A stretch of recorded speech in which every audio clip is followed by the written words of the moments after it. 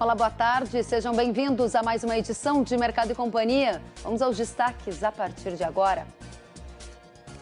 Surto do coronavírus se espalha com mais força e renova a tensão no mercado financeiro. Dólar atinge R$ 4,40 em mais um recorde histórico. E a previsão do tempo indica nova invernada, consequência de até 15 dias de chuva no centro-norte do Brasil. E mais, a chuva que voltou a deixar a BR-174 intransitável em Mato Grosso. O transporte de gado e de madeira está prejudicado na região. E você vai ver também que o Instituto de Pesquisa Econômica Aplicada elevou para 4,1% a previsão de crescimento do PIB do agronegócio brasileiro em 2020. Tudo isso e mais, agora, o Mercado e Companhia já está no ar. A atenção dos investidores no mercado foi renovada por causa do aumento de casos do coronavírus fora da China. Hoje, o governo da China confirmou 100 novos casos da doença, ou melhor, o governo da Coreia do Sul confirmou 100 novos casos da doença, elevando para 204 o número total de registros no país, com uma morte já confirmada. Empresas como a Apple, gigante de tecnologia, alertou que esta semana que não vai cumprir as metas por causa das paralisações em fábricas chinesas e menor demanda pelos asiáticos por causa justamente do coronavírus. A preocupação é grande entre países exportadores de commodities como o Brasil. O aumento de casos do coronavírus fora da China trouxe um novo sinal de preocupação hoje para os mercados. O governo da Coreia do Sul confirmou 100 novos registros da doença, elevando para 204 o número total de casos no país, com uma morte confirmada. No Japão, outro país do continente asiático, já foram registradas 3 mortes por causa do coronavírus. A doença surgiu em Wuhan, cidade da China, e até agora deixou mais de 2 mil mortos no gigante asiático. No mundo, mais de 76 mil casos foram confirmados em 29 países, segundo o mapa de monitoramento do coronavírus. Diante deste cenário, cresce cada vez mais a incerteza entre os investidores de como a epidemia vai impactar a economia mundial e a cadeia produtiva. Para o agro brasileiro, o que é discutido neste momento é o efeito do coronavírus para as exportações de commodities agrícolas, mas há também a perspectiva de que o vírus possa atrapalhar o fluxo logístico no país asiático. Se isso acontecer, as exportações de insumos agrícolas podem ser afetadas e isso impactaria o setor aqui no Brasil. A gente vai mostrar para vocês um gráfico da Marquestrate Consultoria e vejam aqui no detalhe. A exportação de insumos China para o Brasil. Vejam que em 2019, 38% foi a participação das importações brasileiras de defensivos, ou seja, 38% dos insumos consumidos aqui no Brasil tiveram origem no país asiático. E veja aqui no detalhe, desses 38%, 100 foi glifosato, 99% paraquat, alaclor com 40% e outros herbicidas com 28%. Entendam a importância da China também na pauta de insumos do Brasil. E essa é uma questão que a gente vai avaliar agora para entender o efeito do coronavírus de um lado na questão do dólar, de outro lado na questão do fornecimento de insumos para a agricultura brasileira. Vamos então à entrevista, é isso ou daqui a pouquinho? Vamos à entrevista agora com José Carlos da Marquestrate Consultoria, que já está conosco. Boa tarde, José Carlos, seja bem-vindo. Obrigado, Kellen. É um prazer estar com você e com todos o público, do Canal Rural. Muito obrigada. Vamos começar por este fato interessante que a Marquestrate traz para a gente hoje. À medida que a Apple, por exemplo, diz que não vai conseguir cumprir as próprias metas em função da paralisação de indústrias na China, há também, na visão da Marquestrate, um sinal importante para o agro brasileiro que pode ter a pauta dos insumos sendo prejudicado pela paralisação de fábricas chinesas, e a nossa dependência dos chineses é grande, não é? Exato, Kellen. É muito importante porque a gente sempre fica falando da China como uma grande importadora. ou seja, um país, um grande país, um gigante asiático, como é tratado, que importa um grande volume do Brasil, principalmente em agronegócio, né, na parte de commodity agrícola principalmente, o que tem contribuído muito nos últimos tempos com a balança comercial brasileira. Ou seja, nós temos ficado positivo porque temos vendido muito bem para a China. Só que, por outro lado, nós esquecemos que a China também é uma grande vendedora, ela é uma grande exportadora de produtos. E, nesse caso, a China acaba comercializando com o mundo inteiro, principalmente alguns insumos agrícolas que são muito importantes, como é o caso de fósforo e também defensivos, alguns químicos. E é nesse sentido que eu acho que a preocupação que nós devemos também estar observando, porque ver a China apenas como uma compradora é uma parte da história. Tem uma outra parte que é igualmente importante e tem um impacto com todo o desdobramento, que é a China que produz e vende produtos, insumos para todos os países, inclusive o Brasil. Bom, eu vou pedir então para a produção do Canal Rural colocar no ar aquele gráfico que a Marquestrate elaborou com dados do SESC para a gente entender a dependência do Brasil também na pauta de insumos. Explica para a gente no detalhe essa dependência em relação a glifosato, paraquat e outros herbicidas que estão aí no dia a dia do produtor brasileiro, por favor. Então, Kellen, quando você pega e analisa os países, né, a importância dos países na parte de produção e comercialização, em 2019, a participação das importações brasileiras, ou seja, todos os produtos que nós importamos, você percebe que o peso da China é de 38% em todo o volume que deu entrada aqui na parte de defensivos. Ou seja, 38% vieram da China, enquanto a Índia tem uma participação de 14%, Estados Unidos com 12%, Colômbia 9%, Israel 7% e os demais países com 19%. Mas, no entanto, quando você pega e olha especificamente a China, os dados da Secretaria de Comércio Exterior, ou seja, o volume de importação que deu entrada, por exemplo, da parte de defensivos em 2019, a China foi responsável por praticamente 100% do glifosato, ou seja, desse herbicida, que foi comercializado dentro do Brasil. Você pega, por exemplo, o paraquat, já chega na base de 99%. Ou seja, a gente está falando especificamente só de herbicidas, mas quando você pega e começa a olhar, por exemplo, para outros produtos, quando você vai trabalhar, por exemplo, a parte de inseticidas ou até mesmo a parte de defensivos ou mesmo fósforo, você percebe que desses insumos que deram entrada aqui no Brasil, o peso foi muito grande. Portanto, há uma preocupação de como que vai se comportar essas entregas, principalmente se a gente pensar que nós já temos um período de praticamente um mês e meio de paralisação na província onde foi descoberta o coronavírus, e o coronavírus dentro da geografia da China, você tem ali na parte central, mas já indo para o sudeste do país da China. E o sudeste, onde se concentram as principais fábricas chinesas. Portanto, a preocupação que nós temos é qual que é a demora, quando que vai voltar, de repente, essa nova produção? Porque os estoques, que com certeza existem na China e também aqui no Brasil, a grande pergunta é qual que é o volume disponível para poder atender uma demanda que existe, e aqui no Brasil tem uma sazonalidade muito mais intensa entre os meses de maio e outubro, né, que é quando o produtor, efetivamente, em algumas culturas, acaba fazendo um investimento mais pesado.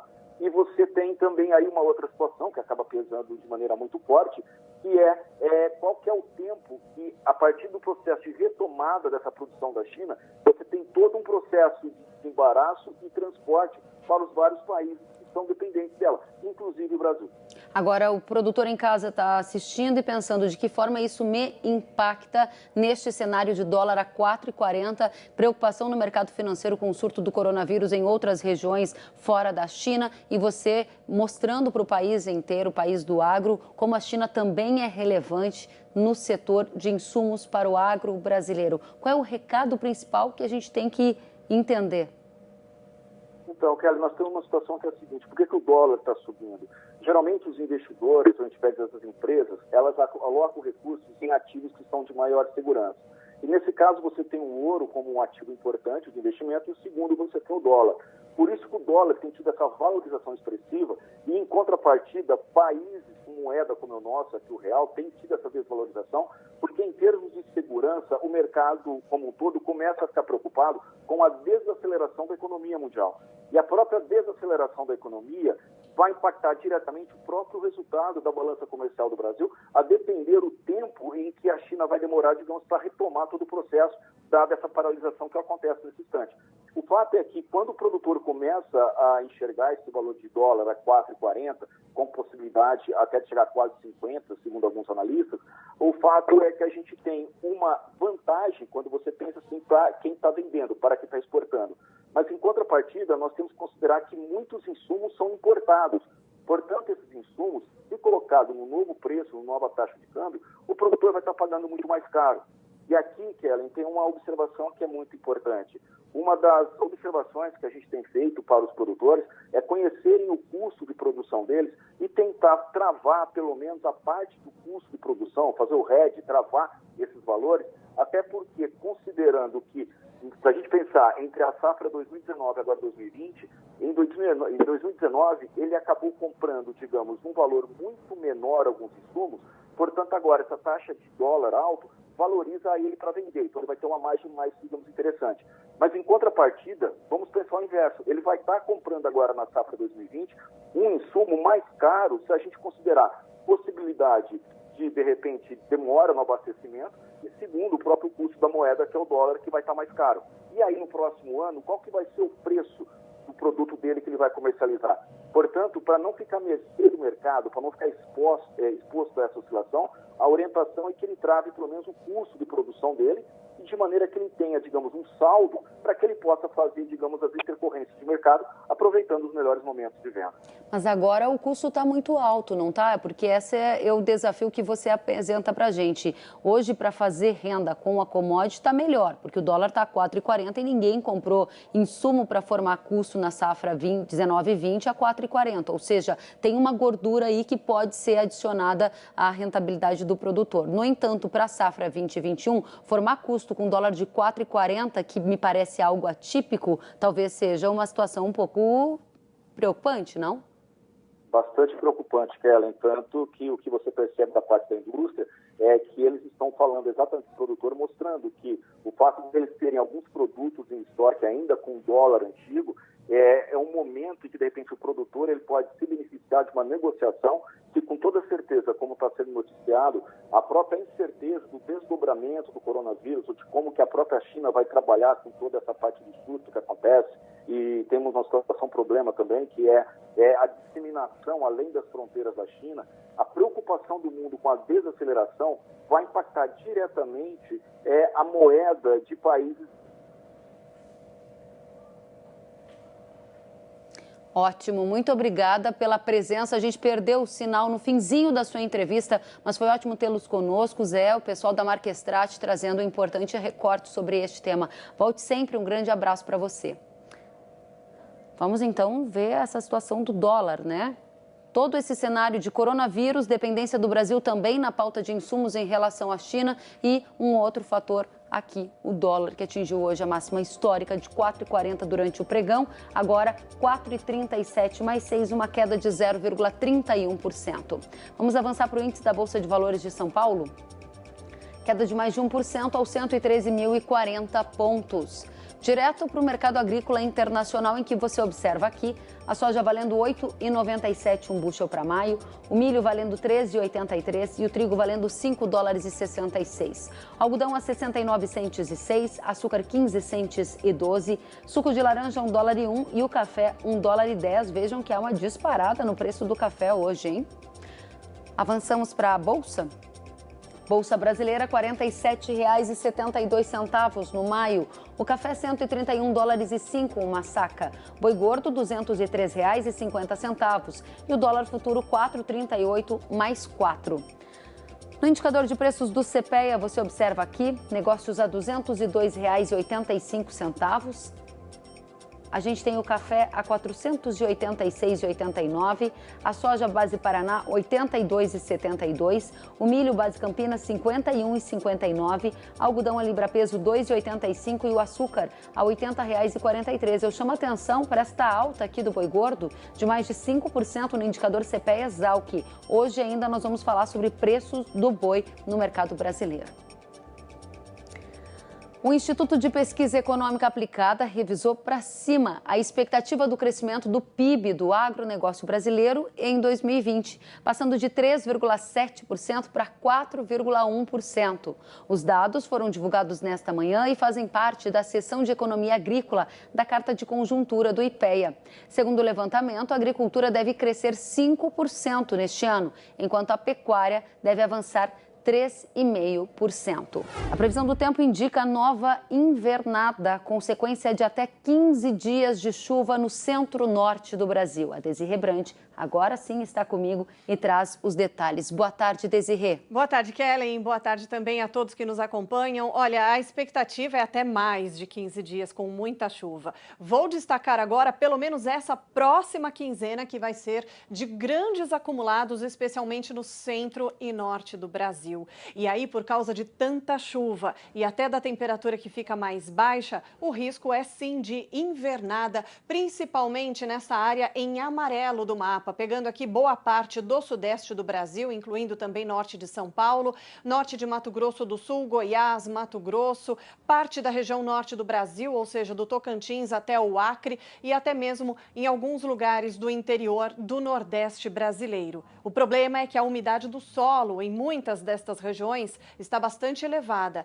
perto até de 100% no Sudeste, no Centro-Oeste, também aqui no Tocantins, parte da região Norte e até mesmo em parte do Nordeste do Brasil. Tudo isso porque só nesse começo, aliás, nesses primeiros dias agora de fevereiro até o dia 20, foram registrados 150 milímetros acima da média do mês, em toda essa área em azul aqui do mapa. Por isso que o solo está encharcado nestas regiões. E a chuva não vai parar tão cedo. Ela deve continuar, até porque a frente fria está na altura do Sudeste, deve fazer aquela conexão com a umidade da Amazônia. E olha só a previsão de chuva, pelo menos até o dia 26. Mais de 100 milímetros aqui entre o sul de Minas, norte paulista, 50 até 130 milímetros pegando até o noroeste ali do estado de Mato Grosso.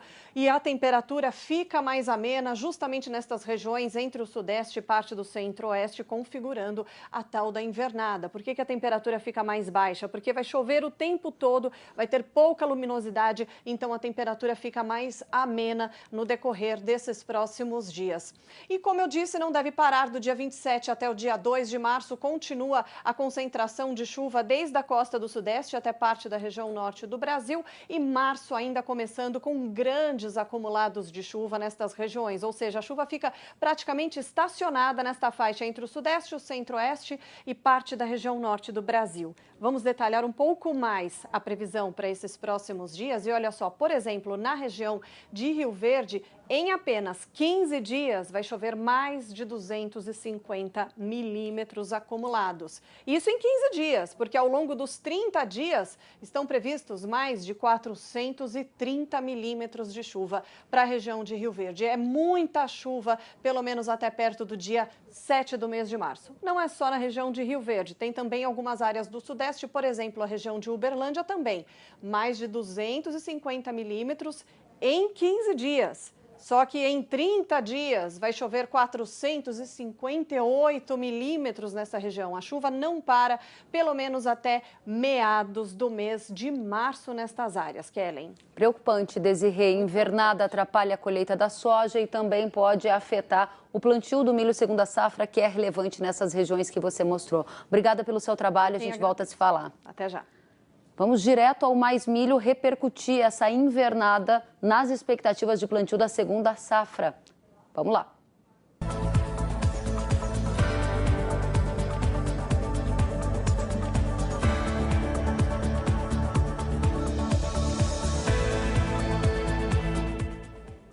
Goiás é o quarto maior estado produtor de milho segundo a safra e a chuva das últimas semanas atrasaram o plantio do milho. Você vê que agora a expectativa é de uma invernada. Ali em Rio Verde, que é um polo produtor também de milho, as chuvas podem ultrapassar 400 milímetros ao longo dos próximos dias, como há pouco mostrou a meteorologista Desirê Brandi da Somar Meteorologia. Vamos repercutir já estas informações com o Cristiano Palavro, consultor da AproSoja Brasil, que está conosco. Cristiano, boa tarde. Está chovendo por aí? Como é que está o humor do produtor diante de uma previsão de uma invernada com muita chuva pela frente?